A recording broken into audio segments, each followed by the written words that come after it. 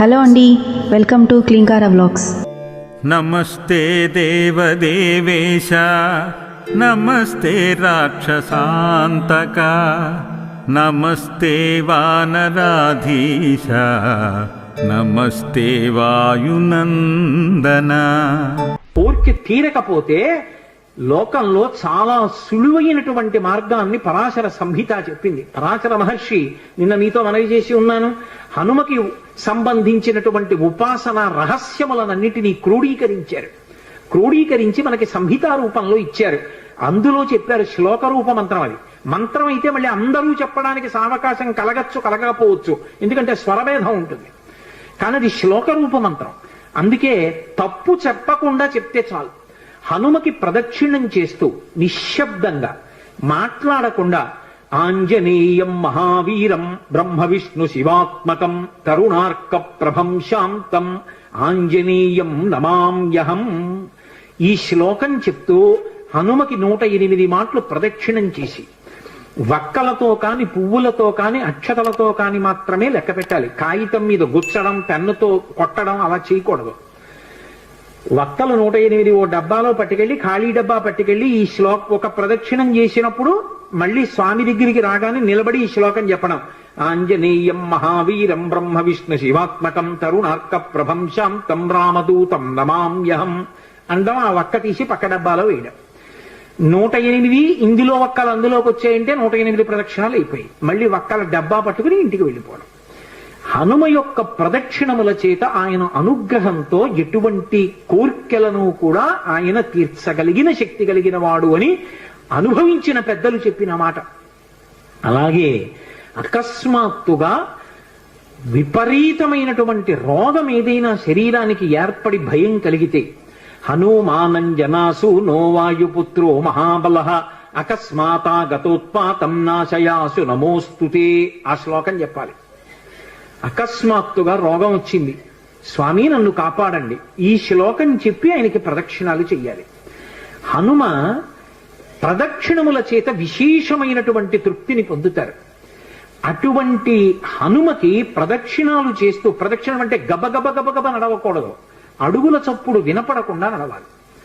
అలా నడుస్తూ ప్రదక్షిణం చేసి ఈ 2 శ్లోకాలని అవసరాన్ని పట్టి అనుసంధానం చేయడం నేర్చుకుంటే ఆయన అనుగ్రహంతో రోగాన్ని నివారణ చెయ్యగలిగిన వైద్యుడు దొరుకుతాడు అని దాని అర్థం. ఆయన అనుగ్రహంతో రోగం పోతుంది. 2, ఆయన అనుగ్రహంతో ఎటువంటివైనా, అంటే నా ఉద్దేశం గొంతెమ్మ కోరికలు అని కాదు, నేను అమెరికా అధ్యక్షుడిని అయిపోవాలి అన్న కోరిక కాదు. ధార్మికమైన కోరికలు ఏవి ఉంటాయో వాటిని హనుమ తప్పకుండా అనుగ్రహించి తీరుతారు. అది పెద్దలు చెప్పిన మాట, నేను చెప్తున్న మాట కాదు.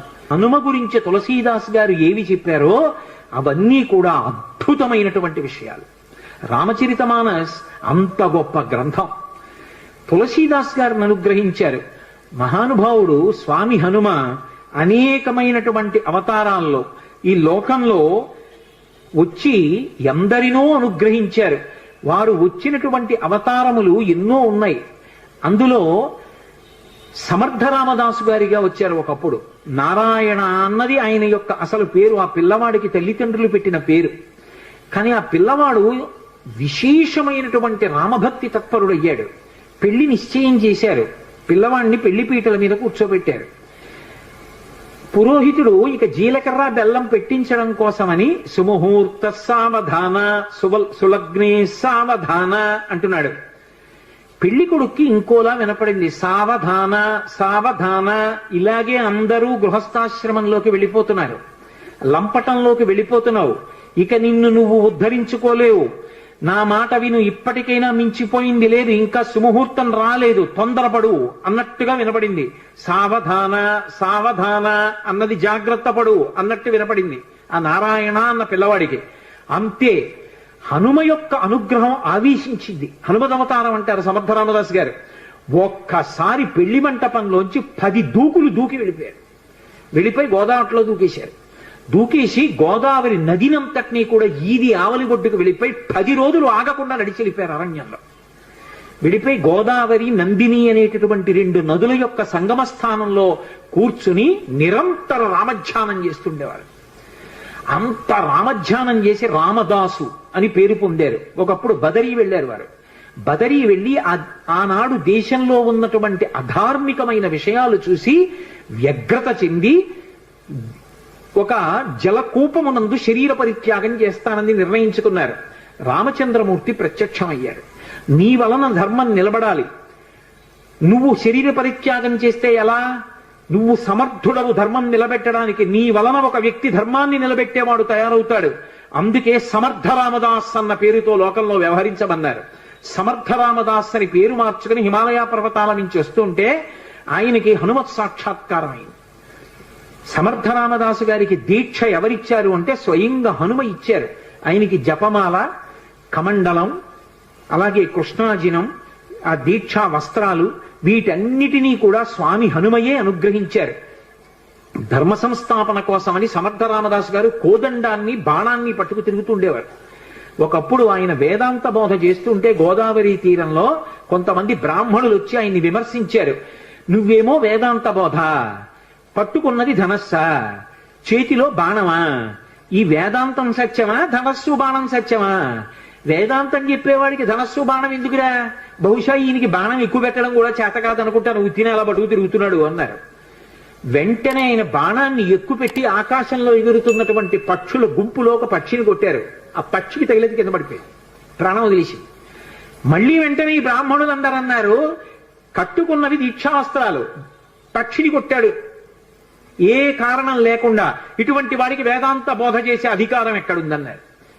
వెంటనే ఆయన గోదావరిలో నీళ్లు కమండలంలో ఉన్నాయి, ఆ కమండలంలో నీళ్లు తీసి రామనామం చెప్తూ పక్షి మీద తెల్లారు.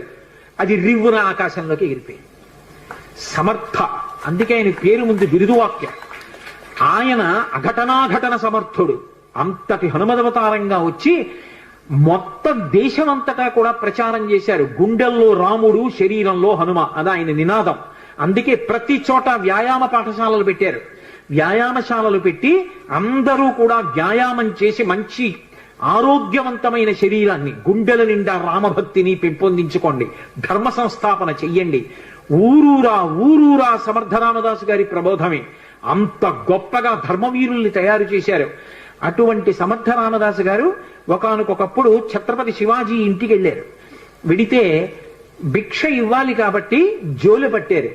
శివాజీ వచ్చి ఓ కాగితం చుట్టైన జోలులో పడేశారు. రామదాసు గారు తీసి చదివారు. చదివేటప్పటికి తన యావత్ సామ్రాజ్యాన్ని గురువు గారికి అర్పించేస్తున్నాను అని ఉంది.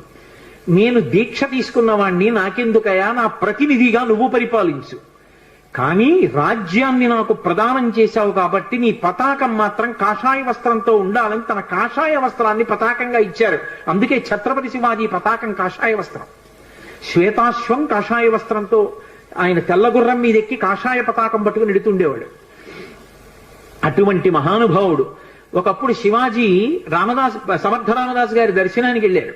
వెడితే సమర్థ రామదాసు గారు ఆయనకి ప్రసాదం ఇచ్చారు. ఇంటికి వెళ్ళి ఈ ప్రసాదం చూసుకో అన్నారు. ఇంటికి వెళ్ళి విప్పారు. విప్పితే అందులో ఒక మూటలో మట్టి ఉంది, ఒక మూటలో గులకరాళ్ళు ఉన్నాయి, ఒక మూటలో గుర్రపు లద్ది ఉంది, ఒక మూటలో కొబ్బరికాయ ఉంది. ఇంతటి శివాజీ తెల్లబోయాడు. ఏమిటి ప్రసాదం, ఎందుకు ఇచ్చారు గురువు గారని? మహాతల్లులు ఈ లోకంలో బిడ్డల్ని కన్న తల్లులు భారతదేశంలో ఎంత గొప్ప వాళ్ళని తయారు చేశారో. వెంటనే ఆ తల్లి వచ్చింది, జీజీబాయి వచ్చి ఆవిడంది, సమర్థ రామదాసు గారు ఏదైనా ఇచ్చారు అంటే అది ఉత్తినే పోయేది కాదు. ఎందుకు ఇచ్చారో తెలుసా? మహానుభావుడు ఆయన మట్టి ఇచ్చారు అంటే నువ్వు భూపతివికా, రాజ్య పరిపాలన చెయ్యి, ధార్మికంగా అని ఇచ్చారు. ఆయన గులకరాళ్ళు ఇచ్చారు, కొండల మీద కోటలు కట్టమని ఆదేశం. గుర్రపు లద్దెనిచ్చారు అంటే ఆశ్విక దళాల్ని ఎక్కువగా పెంచుకోమని అర్థం. కొబ్బరికాయ ఇచ్చారు, మనసులో మధురంగా ఉండి పైకి చాలా గంభీరంగా కఠినంగా ఉండు, అప్పుడు కానీ వ్యవస్థ అదుపులో ఉండదని నీకు చెప్తున్నారు. ఈ 4 సందేశాలు నీకు చెప్పడానికి 4 రకాల ప్రసాదం ఇచ్చారని చెప్పారు. సమర్థ రామదాసు గారు చిట్ట రామచంద్రమూర్తి యొక్క నామం చెప్తూ ఆయన రామచంద్రమూర్తి యొక్క మూర్తి పాదముల మీద తలపెట్టి శరీరాన్ని విడిచిపెట్టారు. హనుమయే ఈ దేశంలో ధర్మాన్ని నిలబెట్టడానికి ఒకప్పుడు సమర్థ రామదాసుగా వచ్చారు. ఎందరూ పొందారండి హనుమత్ సాక్షాత్కారం. ద్వైతమతావలంబకులు, మహానుభావులు, రాఘవేంద్ర స్వామి వారు. రాఘవేంద్ర స్వామి వారు హనుమ యొక్క సాక్షాత్కారాన్ని పొందారు. ఆయన్ని చిన్నతనంలో వెంకటనాథుడు అని పిలుస్తుండేవారు. ఆయన కటిక పేదరికం అనుభవించారు. శిష్యులందరికీ కూడా వేదాంత పాఠం చెప్పి దొరికినదేదో అది తినేవారు. ఆయన చరిత్ర గురించి చెప్తూ కొన్ని అద్భుతమైన విషయాలు చెప్తారు. వారి భార్య గారికిట ఒక్కటే చీర ఉండేదిట. ఆ చీర సగభాగం కట్టుకునేవారట, సగభాగం తడిపి ఆరేసేవారట. అవతలది ఆరితే ఆ ముక్క కట్టుకుని ఈ ముక్క ఆరేసుకునేవారట ఆవిడ. అయినా సరే దరిద్రాన్ని పక్కన పెట్టి భర్త గారిని అనుగమించినటువంటి మహాపతివ్రత. అటువంటి తల్లి, ఒక్కగానొక్క కొడుకు, శిష్యులకి వేదాంత పాఠం చెప్పి దొరికితే తినడం, లేకపోతే ఉపవాసం. అటువంటి వారు ఒకసారి ఒక చోటికి శుభకార్యానికి వెడితే ఆయన్ని పిలిచి గంధం తీయమన్నారు వచ్చిన అతిథులందరికీ గంధం పెట్టడానికి. సూక్త పఠనము అని ఒక మాట ఉంది లోకంలో. పరమభక్తితో సూక్తాన్ని పఠిస్తే సూక్తాధిదేవత అనుగ్రహిస్తుంది. ఆయన అగ్ని సూక్తం చదువుతూ గంధం తీశారు. తీస్తే ఆ గంధం అందరూ బొట్టు పెట్టుకున్నారు. ఒళ్ళు మంటలు వచ్చేసింది వచ్చిన అతిథులకి. ఎక్కడది ఈ గంధం, ఎందుకు ఇలా మంటలు వచ్చిందని అడిగారు. ఆ యజమాని అడిగాడు రాఘవేంద్ర స్వామిని, ఎందుకు ఇలా మంటలు వస్తున్నప్పటికి ఇంకా వెంకటనాథుడు ఆయన పేరు, ఎందుకు ఇలా మంటలు వచ్చిందని అడిగారు. నేను అగ్ని సూక్త పఠనం చేస్తూ ఈ గంధం తీశాను అన్నారు. ఏమిటి, అగ్ని సూక్తం చదువుతూ నువ్వు గంధం తీస్తే ఒళ్ళు మంటలు వచ్చిందా? నువ్వు వరుణ సూక్తం చదివితే చల్లబడుతుందా అన్నారు. చల్లబడుతుందన్నారు. ఏది వరుణ సూక్తంతో తీయన్నారు. ఆయన వరుణ సూక్తం చదువుతూ గంధం తీశారు. ఆ గంధం పెట్టుకుంటే అందరికీ ఒళ్ళు చల్లగా అయిపోయింది. అంతటి మహానుభావుడు సుధీంద్ర స్వాముల వారిని వారి గురువు గారి ఆజ్ఞ మేరకి అకస్మాత్తుగా వారు సన్యాసాశ్రమం తీసుకుని రాఘవేంద్రుడు అన్న పేరుతో ఆ ద్వైత మఠాధిపతులు అయ్యారు. వారు మన ఆంధ్రదేశంలో మంత్రాలయం దగ్గరే హనుమ గురించి జపం చేస్తే పంచముఖాలతో ఆంజనేయ స్వామి ఆయనకి ప్రత్యక్షం అయ్యారు.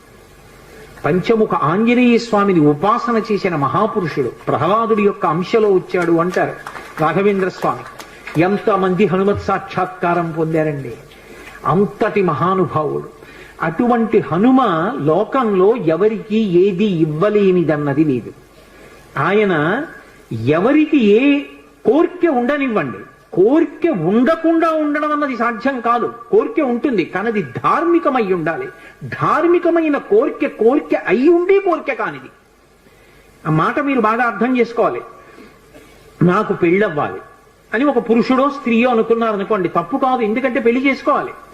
నాకు కొడుకు పుట్టాలి, కూతురు పుట్టాలి, అది తప్పు కాదు, ఆ కోరిక ఉండాలి.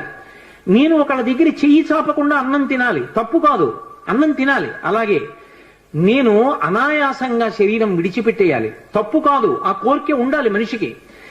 ఏ కోరికలు ఉండి తీరాలో అవి పండితే నువ్వు పండుతావో అటువంటి కోరిక కోరి కూడా కోరని వాడే అవుతాడు. నమస్త్రిమూర్తి వపుషే వేద వేద్యాయతే నమా రేవానదీ విహారాయ సహస్రభుజధారిణే